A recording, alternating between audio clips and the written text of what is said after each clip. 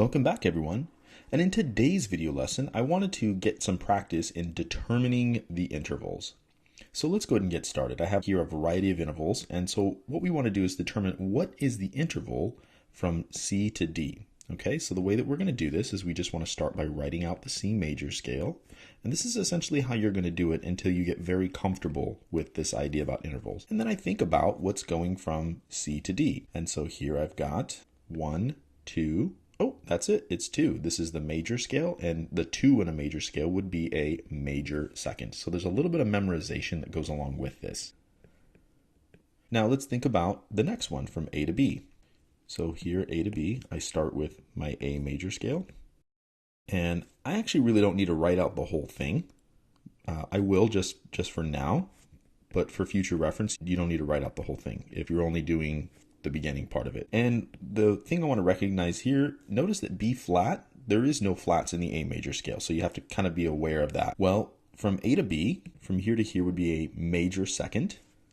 So A to B is a major second, but what if I flatted the B? Well, that's lowering the second degree, and so now it becomes a minor second. And that's what this interval would be, is a minor second. Now let's think about the next one, F sharp to A sharp.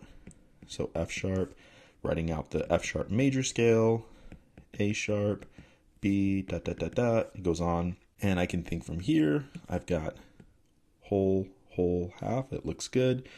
And this is 1, 2, 3. So this is a 3 in a major scale, which would give us major third. Now let's look at the next example, E to A. So writing out the E major scale, E, F sharp, G sharp, A, B, you could go on. And from here again, let's think about it. E to A, 1, 2, 3, 4. I know that the major scale is going to use perfect fourth. Looking at the next one, D to C, and that's going to have, let's see, D, E, F sharp, G, A, B, C sharp, D. I pretty much had to write out the whole thing for this one for the sake of the reason that it kind of goes to the whole thing, right? And let's look at that. 1, 2, 3, 4, 5, 6, 7, but it wasn't exactly a 7. Notice that it's supposed to be C instead of a C sharp, and so it's going to be a minor seventh. Let's look at the next example. Here I've got B flat, so we're going to start off by writing out the B flat major scale. B flat, C, D, E flat, F, G, dot, dot, dot. We can go on, and I can say from here we've got 1, 2, 3, 4, 5. So this is going to be considered a perfect fifth, because a perfect fifth is the interval that is in that major scale. And D flat to A. So let's write out our D flat major scale.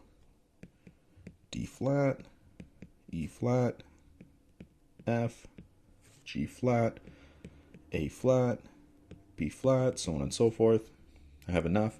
And if I look at that, 1, 2, 3, 4, 5, but this says D flat to A, and I have an A flat here, so I have to augment this degree. I have to make it larger, and so that would be an augmented fifth, A5.